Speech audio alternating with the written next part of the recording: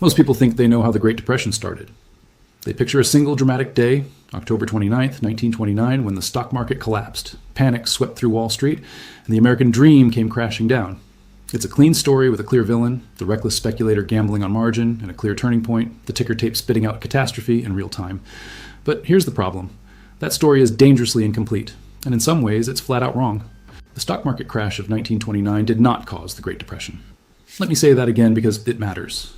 The crash was a symptom. It was a tremor that rattled the windows, but the real structural damage, the rot eating away at the foundation of the global economy, had been accumulating for over a decade before a single share price collapsed. What actually caused the worst economic disaster in modern history is a far darker, more complicated, and more human story than you've been taught. It involves decisions made in secret boardrooms in Paris and Washington, a dead central banker whose absence changed the fate of nations, a gold fetish that strangled the world's money supply, a trade war that made enemies out of allies, and a level of wealth inequality so extreme that the entire consumer economy was standing on a trapdoor. The Great Depression wasn't an accident. It was engineered, piece by institutions and individuals who believed they were doing the right thing. And the most unsettling part is that many of the same mistakes are being repeated today. So let's go back, not to 1929, but much further, because the true origin of the Great Depression doesn't start on Wall Street. It starts in the mud and trenches of the Western Front. When the guns of the First World War finally fell silent in November of 1918, Europe was a shattered continent. France had lost nearly 1.4 million soldiers. Britain had buried close to 900,000. Germany's losses exceeded 2 million. The economic devastation was equally staggering. Roads, bridges, railways, and factories across Belgium, northern France, and Eastern Europe had been bombed into rubble. The old empires, Austro-Hungarian, Ottoman, Russian, were dissolving, and the financial system that had held the industrialized world together for decades, the classical gold standard, had been effectively suspended during the war because governments needed to print money to fund their militaries. Now, here's the critical thing that most historians gloss over when they discuss the Depression. The pre-war global economy had been remarkably integrated. Capital flowed freely across borders. Trade moved with relatively few restrictions. Currencies were pegged to gold, and that peg created a kind of automatic balancing mechanism. If a country imported more than it exported, gold would flow out. That outflow would tighten the domestic money supply, lower prices, make exports more competitive, and eventually gold would flow back. It was elegant in theory, and for decades it more or less worked. But the war destroyed that equilibrium. And what followed was not a restoration of the old order, but a deeply flawed attempt to rebuild it, one that planted the seeds of the catastrophe to come. Herbert Hoover, years later, wrote in his memoirs that the primary cause of the Great Depression was the War of 1914 to 1918. And while Hoover got many things wrong during his presidency, on this point, he was arguably more right than he has ever been given credit for. The Treaty of Versailles in 1919 imposed punishing reparations on Germany. The total amount demanded was staggering, 132 billion gold marks, an amount that many economists at the time, including John Maynard Keynes, warned was economically impossible to collect. But France, devastated by the war and burdened by its own debts to Britain and the United States, needed that money desperately. Britain, in turn, owed substantial war debts to America, which had emerged from the conflict not only unscathed, but as the world's largest creditor nation for the first time. This created a toxic circulatory system of debt. Germany was supposed to pay reparations to France and Britain. France and Britain were supposed to use some of that money to repay their war debts to the United States. And the United States, flush with gold and industrial power, was supposed to lend money back to Germany so Germany could make its reparation payments. It was a loop, a fragile, politically explosive loop, and it required every link in the chain to hold. If any single country faltered, defaulted, or stopped lending, the entire system would seize up. And yet, this is precisely the arrangement that the victorious powers chose to build. Not because it was sound economics, but because it was politically convenient. American politicians didn't want to forgive Allied war debts because voters would have viewed it as a giveaway. French politicians couldn't abandon reparations because their electorate demanded that Germany pay for the destruction. And so the world's most powerful nations locked themselves into a financial structure that was, from the very beginning, a house of cards. Now, overlaying this debt problem was the question of the gold standard. Before the war, most industrialized nations had linked their currencies to gold. During the conflict, they had abandoned those links to finance their war spending. After the armistice, there was an almost religious conviction among central bankers and finance ministers that the world needed to return to gold. The gold standard represented stability, credibility, discipline. It was seen as the backbone of civilization itself. But returning to gold after the war was nothing like maintaining it before the war. The war had massively redistributed the world's gold supply.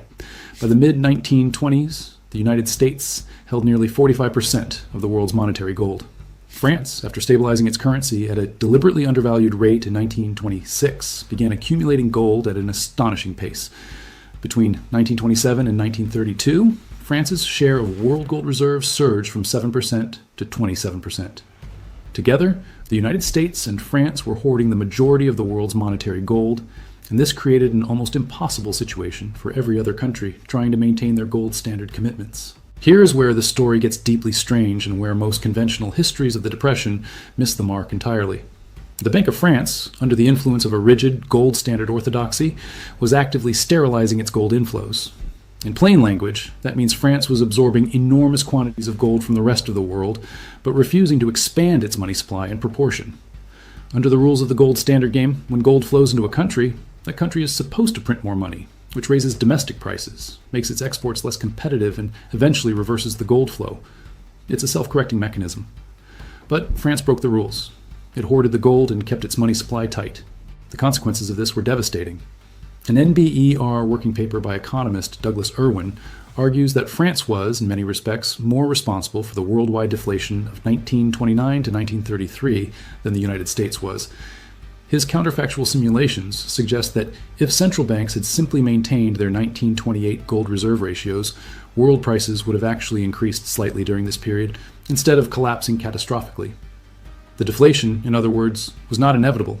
It was a policy choice made by central bankers in Washington and Paris, who clung to an outdated monetary doctrine with almost theological conviction. And France was not alone in this rigidity. Switzerland, Belgium, and the Netherlands, all members of what historians call the Gold Bloc, pursued similarly tight monetary policies. The gold standard, which was supposed to be a stabilizing force, had become what Keynes famously called a curse laid upon the economic life of the world. It functioned not as a safety net, but as a transmission belt, spreading contractionary shocks from one country to the next in a relentless mechanical cascade. Now, if there was one person who might have been able to prevent this cascade, or at least soften its impact, it was a man named Benjamin Strong.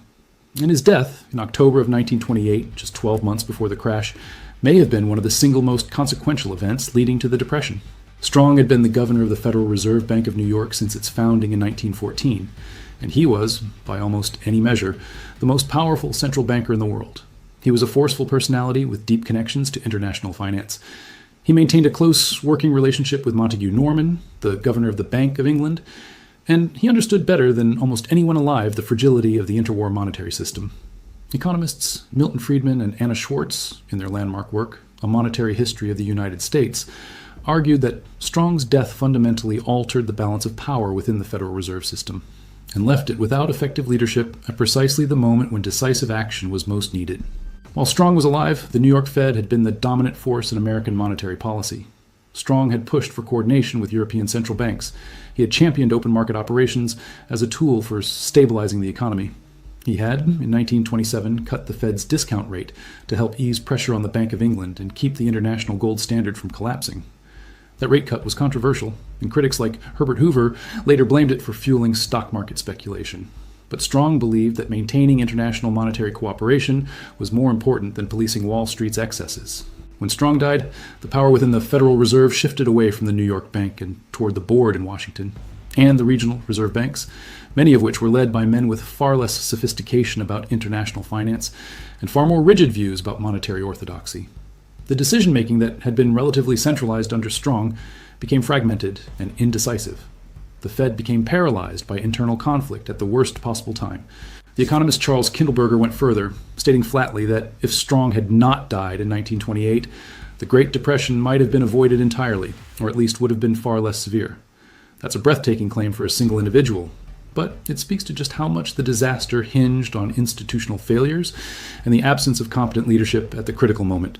Now, let's move to the late 1920s, to the period that most people think of as the roaring good times. And there was genuine prosperity in America during the 20s.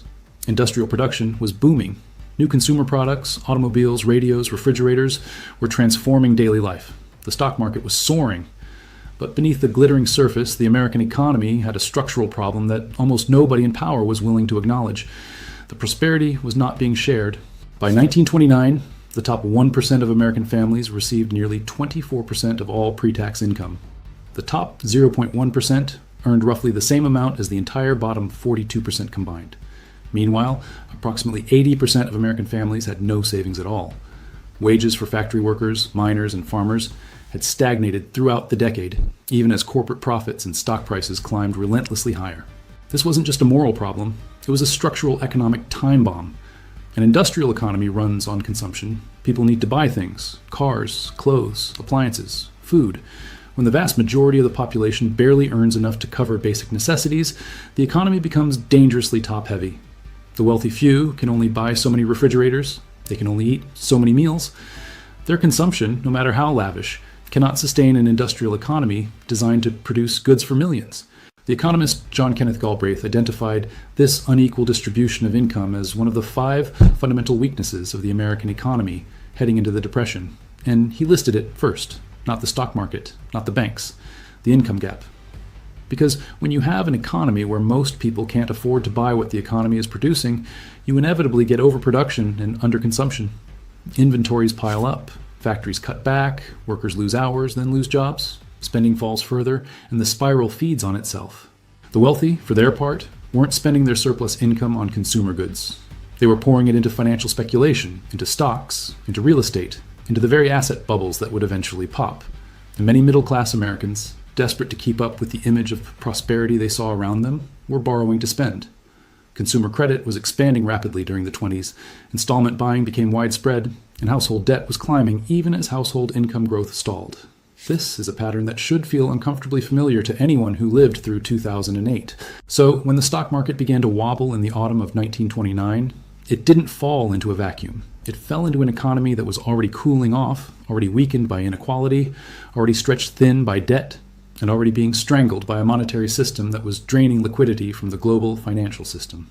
The crash was the match, but the house was already soaked in gasoline. And here's the thing about the crash itself. It didn't have to be the end of the world. Stock market crashes had happened before. There was a sharp panic in 1907 that J.P. Morgan personally helped stabilize. There was a significant recession in 1920 and 1921 that the economy recovered from relatively quickly. What made the crash of 1929 different was not the crash itself, but the catastrophic policy response that followed. When the banking system began to buckle in the fall of 1930, when the first wave of bank failures swept through the country, the Federal Reserve, now leaderless and divided after Strong's death, did almost nothing. It did not flood the system with liquidity. It did not act as a lender of last resort, which was, ironically, the very purpose for which it had been created in 1913. Instead, the Fed sat on its hands as bank after bank collapsed, destroying the savings of millions of ordinary Americans and draining the money supply at a terrifying rate. Between 1929 and 1933, the money supply in the United States fell by approximately 33%. 1/5 of all commercial banks closed permanently. Real income dropped by 36%. And the Federal Reserve, the institution created specifically to prevent this kind of disaster, actually made things worse. In 1931, with the economy already in freefall, the Fed raised the discount rate from 1.5% to 3.5%. It tightened monetary policy in the middle of a deflationary collapse. The reasoning was that the rate hike was necessary to defend the gold standard and stem the outflow of gold from the United States. In other words, the Fed chose to protect an abstraction, the gold parity of the dollar, over the livelihoods of millions of Americans. Ben Bernanke, who would later chair the Federal Reserve during the financial crisis of 2008, gave a now famous speech at a conference honoring Milton Friedman in 2002. Addressing Friedman directly, Bernanke said regarding the Great Depression, "You're right, we did it. We're very sorry. But thanks to you, we won't do it again."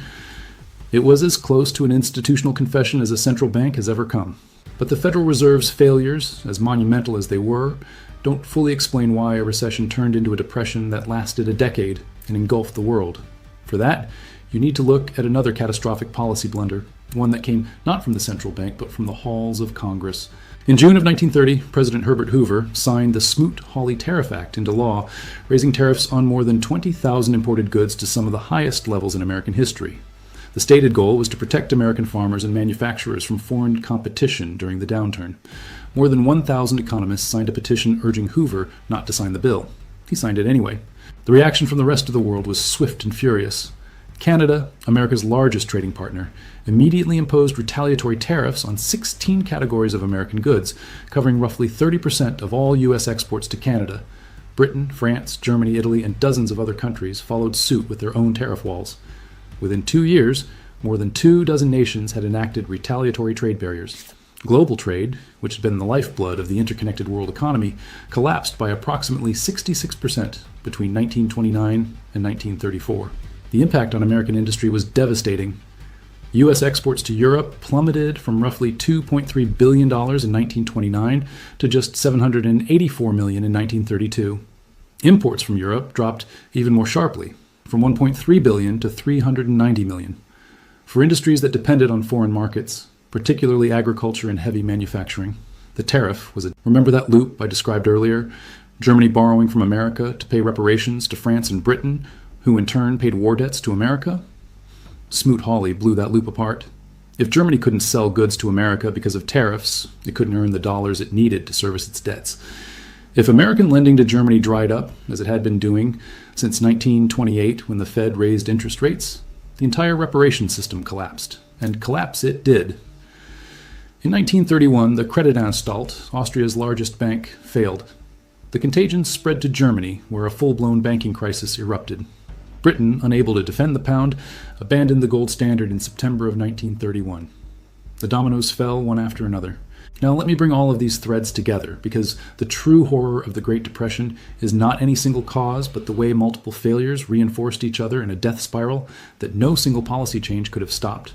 You had the unresolved legacy of the First World War, a global debt structure that was inherently unstable and politically impossible to reform.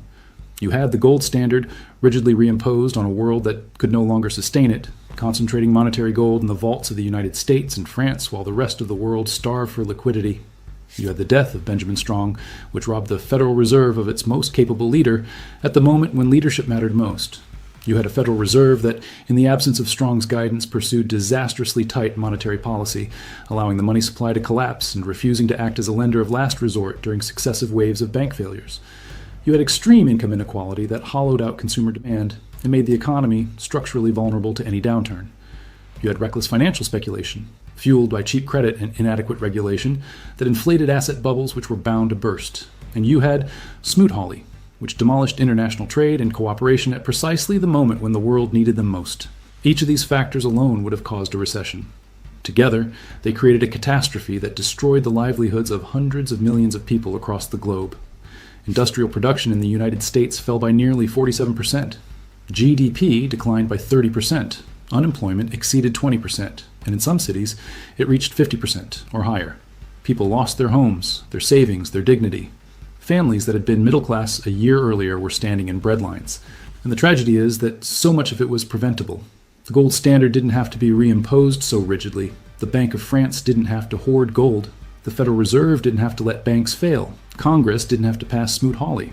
Governments didn't have to prioritize an abstract commitment to gold parity over the welfare of their citizens.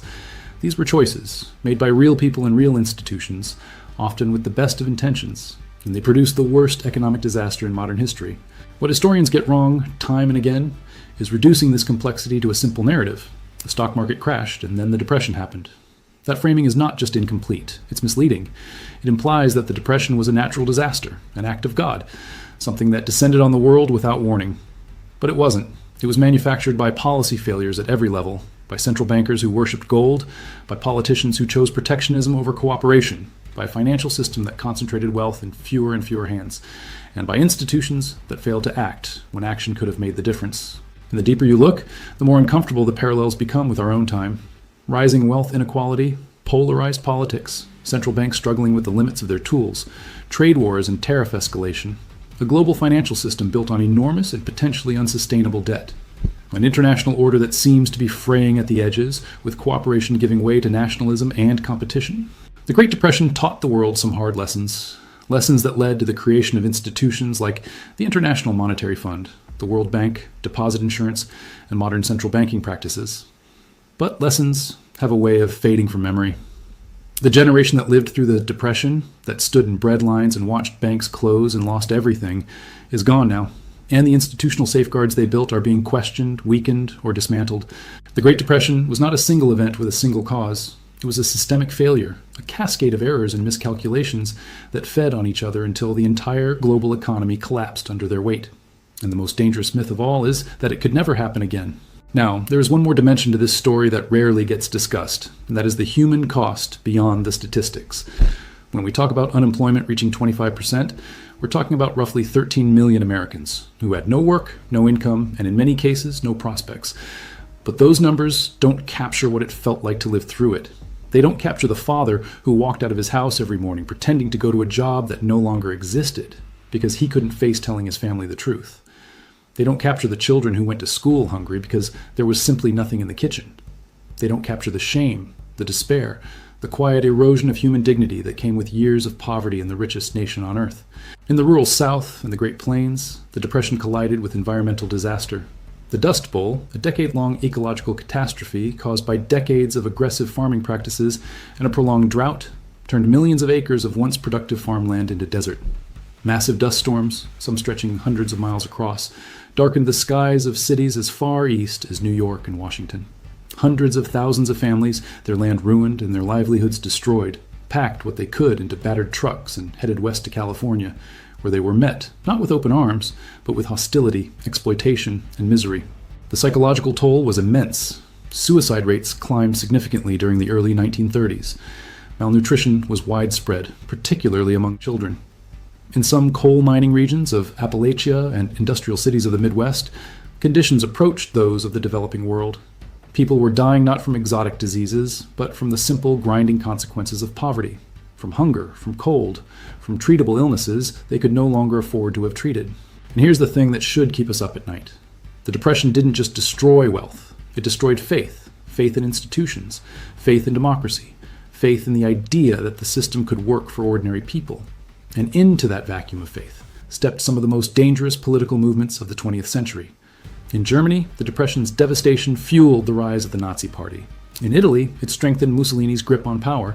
In Japan, it empowered the militarists who would lead the country into imperial expansion across Asia. The road from the trading floors of Wall Street to the battlefields of the Second World War runs directly through the economic catastrophe of the 1930s. That connection is not incidental. It is causal. Economic desperation breeds political extremism. When people lose everything, when the social contract feels broken, when the institutions that are supposed to protect them have obviously failed, they become susceptible to demagogues who offer simple answers to complex problems. Blame the foreigners, blame the bankers, blame the other. The specific scapegoats change from country to country and era to era, but the underlying dynamic remains the same. This is why understanding the true causes of the Great Depression matters so much, not just as an exercise in historical scholarship, but as a warning. Because the forces that produced the Depression, extreme inequality, rigid monetary dogma, trade protectionism, institutional incompetence, international debt imbalances, political short-sightedness, these are not relics of a bygone era. They are present with us right now, in different forms and different proportions, but recognizable to anyone willing to look. The conventional story of the Great Depression is a comforting one in a way. It tells us that a market went crazy, a bubble popped, and things got bad for a while. It implies that the Depression was essentially an accident, a freak event that we've since learned to prevent. But the real story is far less reassuring. The real story is that the Depression was caused by systemic failures in institutions that were supposed to prevent exactly this kind of disaster. Central banks that tightened when they should have eased. Governments that raised barriers when they should have cooperated. Financial systems that concentrated risk and wealth in dangerous ways. An international order that prioritized rigid adherence to outdated rules over the welfare of hundreds of millions of people. And the most sobering lesson of all is this. Almost everyone who made these disastrous decisions believed they were doing the right thing. The central bankers who defended the gold standard believed they were maintaining financial discipline. The politicians who passed Smoot-Hawley believed they were protecting American workers. The Federal Reserve governors who refused to intervene during the bank panics believed they were allowing the market to correct itself naturally. They weren't evil, they were wrong. And the difference between a recession and a depression, between hardship and catastrophe, came down to whether the people in charge understood what was actually happening and had the courage to act. That's the real lesson of the Great Depression. Not that markets crash. Markets have always crashed and always will. The lesson is that what matters most is what happens next, what the people in power choose to do in the aftermath, and whether they have the wisdom and the will to break with orthodoxy when orthodoxy is leading the world off a cliff. So the next time someone tells you that the Great Depression was caused by the stock market crash, you'll know better. You'll know that the crash was just the beginning, the moment when a decade of accumulated failures finally became impossible to ignore. The real causes were deeper, older, and far more human than any stock ticker could reveal. They were rooted in war, in debt, in gold, in greed, in fear, and in the fatal assumption that the rules of the past could govern the future. And those causes, in one form or another, are still with us. If this story reshaped the way you think about economic history, take a moment and hit that subscribe button. We go deep on the forces that actually move markets, nations, and the global order, the kind of stories that don't make the evening news but quietly shape the world you live in. Drop a comment below with your thoughts on which factor you think was the most critical cause of the Depression. Was it the gold standard, the Fed, inequality? I'd love to hear your take. And if you haven't already, make sure to like this video. It genuinely helps the channel reach more people who care about understanding how money and power actually work. I'll see you in the next one.